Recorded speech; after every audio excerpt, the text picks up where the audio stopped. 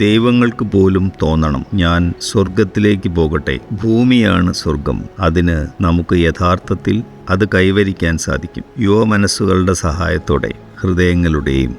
അതെങ്ങനെ സാധിക്കും? ലോകത്തിൽ ഇന്ന് നടക്കുന്ന സംഭവങ്ങൾ കാണുമ്പോൾ ഹമാസും ഇസ്രായേലും ഉദാഹരണം.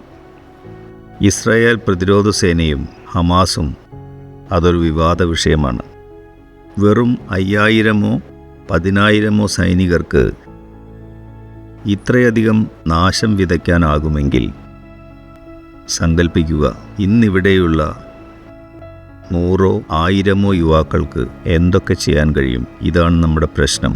ഒരു തീവ്രവാദിയുണ്ടെങ്കിൽ അയാൾക്ക് 1/2 ഡസൻ മനുഷ്യരെ ഇല്ലാതാക്കാനാകുമെന്നിരിക്കട്ടെ, 5000 ആളുകളുണ്ടെങ്കിൽ അതിന് വലിയ സ്വാധീനമായിരിക്കും. നിങ്ങൾ ഒടിക്കാൻ ശ്രമിച്ചാൽ ഒരു ചെറിയ വടി